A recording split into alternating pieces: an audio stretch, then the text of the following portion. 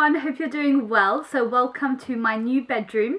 I'm currently in England, just to give you all an update. I'm staying back at home, and I just wanted to say also, bear with me in terms of backgrounds. I think that in several upcoming videos you'll see me in different places. I have to work out where I can balance my camera and where the best lighting is, since my wall has changed in colour and everything's changed. So I'm not quite used to it yet, so just bear with me, but I hope you enjoyed the new background. I'm going to start off with my March favourites, because I didn't get to do a February favourites and I was kind of bummed out about that, but I just didn't have the time. So anyway, I have the time now to do my March ones, so let's get started. The first thing that I've been absolutely loving this March, or last March, was basically a flawless face. I had been really stressed out. I had tons of different things to do and moving and everything, and my skin just went array. And also I just didn't have time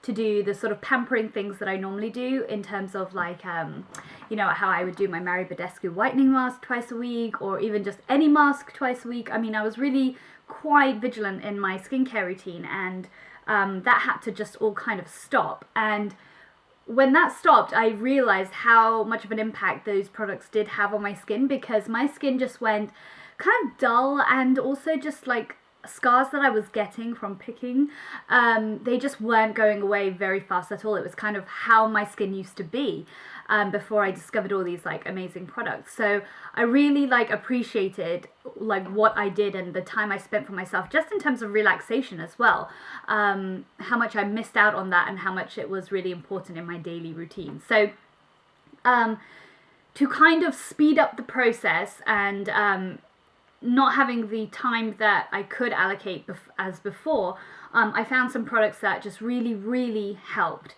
It didn't completely make my face back to how it was. Now finally my skin is like how it used to be, but so it's not really a good representation, but the products I'm still using, and I think they're just fantastic. But as everybody always says, and as I always say, you have to have good skincare to have a good foundation routine, or at least to have that flawless finish. So enough of that rambling and teaching. The Laura Mercier Silk Cream Foundation has been pretty much my favourite of all March. I have finished my YSL Radiant Touche Le Teint Foundation in BD50, and I will repurchase that for sure. I'm going back to America, so I'm going to purchase it there, because in America we have it with SPF 15, but in England we don't. So I'm going to go repurchase that. Hands down, it's my favourite foundation.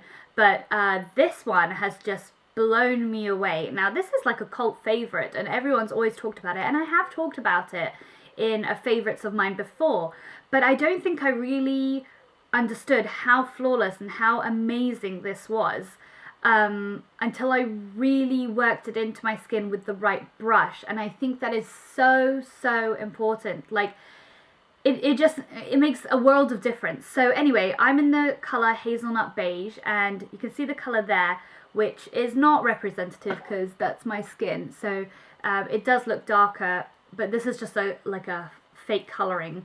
And what it says is to apply it with a sponge. Now I don't have a sponge, so if you use a beauty blender, perhaps that would work. I have just not had any luck with those things, but the brush I found that has just been perfect is this Sigma brush, and I'll link down below where you can get the Sigma brushes and this brush, but it's the Sigma Tapered Kabuki F86, and as you can see, it's just phenomenal. I put the product on my hand first and then dab it in, and I kind of press it so that it slants to this side, and then I just pat it in. And the beauty of this is that it's just so great. You can move it in different directions. I'm going to clean this, obviously, that's why I'm touching it with my hands, but you can move it in any direction to really sit in the crevices that you need, and to really like go into those little nooks and crannies, and it's just fantastic. I think it works just as well as a sponge. It almost gives that same flawless finish, and I don't need to use much, and it's enough on here that I can really buff it in, and it becomes one with my skin, this foundation. It doesn't even look like I wear foundation, yet it's covered beautifully, and so I've just loved that. And another thing that I forgot to bring out of my drawer is this concealer. This is a Jemma Kidd one that I got from Target a long time ago, and it's called 02 Mid Dark. This is like a kind of a highlighting powder. I don't use that. I actually use this concealer, which is in a like a lipstick form. This is a fantastic concealer. It goes on like that. It's very creamy, but thick enough to kind of not budge, but it just kind of melts in your skin. Again, this is just, it's just great. And I've actually been putting my concealer on first, blending it in, then with this brush and the Laura Mercier foundation, been buffing that into my skin. And you would think that perhaps maybe I'd have to put my concealer on top because it would budge away with this brush and the foundation, but it doesn't. And you can tell this is clearly my first video after a long time, because I'm just like blah blah blah blah blah blah blah. The Dream Lumi by Maybelline. I've mentioned this again in one of my favorites, and I'm in the shade Nude Chair.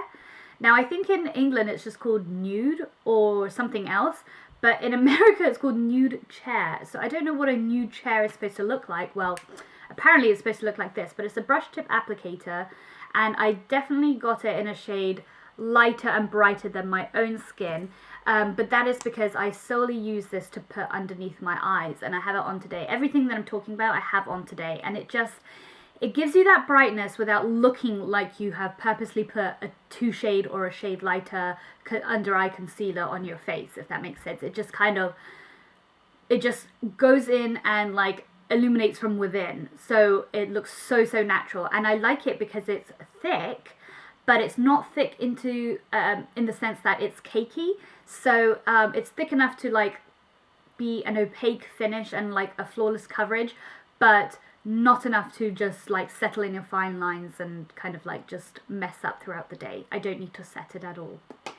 And then another thing that is completely vital in all my makeup collection, like this is the must-have, and I will be doing a must-have video because I know I've promised it for a long time, but this is the Armani No. 2 Master Corrector. And this you put on before you put on your under eye concealer, and it just corrects any colorations and discolorations underneath your skin. Let me tell you, this is so important. This just corrects everything.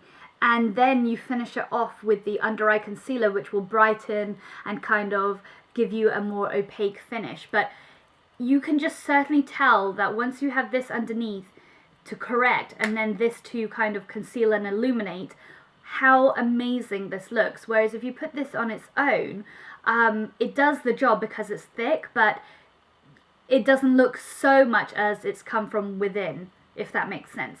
So I'm not saying that you necessarily have to go and get the Armani one. If you have the money, if you have the opportunity to splurge or, you know, kind of treat yourself, I 100% recommend this Armani Master Corrector.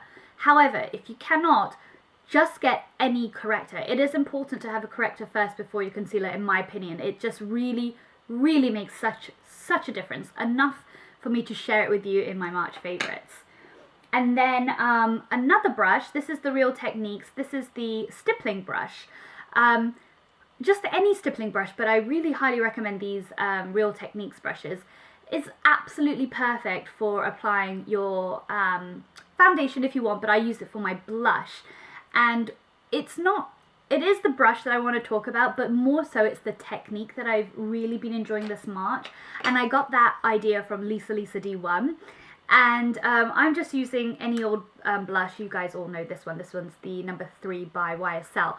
And basically I just stipple it on, and what I do is I actually apply it right on my orbital bone, or where your eye, you know, your eye bone is, in layman terms, and I stipple it this high up.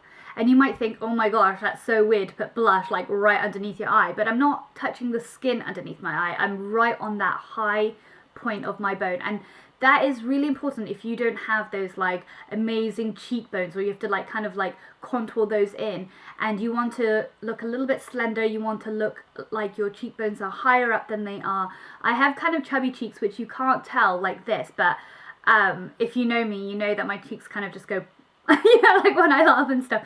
But if I kind of like place it on like this, as I have today. It just really gives such an effect. Now, I don't have any bronzer on, any contour on, it's just this blush, and with this technique of putting it right up here, it has made such a difference. It's really lifted my face and made it look very nice. I really like it.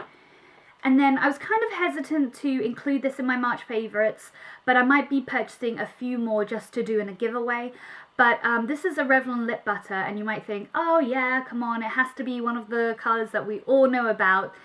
But actually, this is a colour that I've only found in the UK, and this is the shade 096, and it's the colour Macaroon.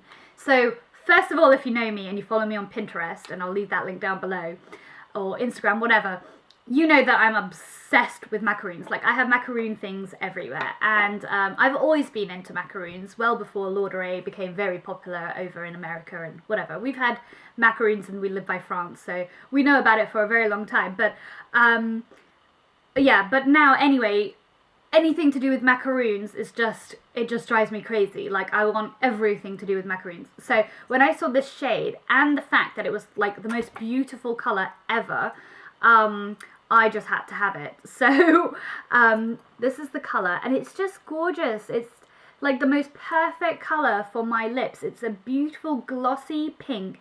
It has shimmers in the tube, but I don't really see it on my skin, but it gives definitely helps with the shine. And I have it on my lips today, and it's just a perfect school, college, university, work colour. It is perfect, even for the days that you don't have any makeup on and you just want to really just put like a really nice like tint on your lips. You just want to look a little bit more polished, a little bit more put together. It is gorgeous. I am in love, and I have definitely purchased 2 of these for 2 of my really good friends in America, so you'll know who those are. And yeah, and I've just been loving it. So someone's trying to FaceTime me, I better go, but I hope you enjoyed my March favourites, and I'll speak to you soon. Bye!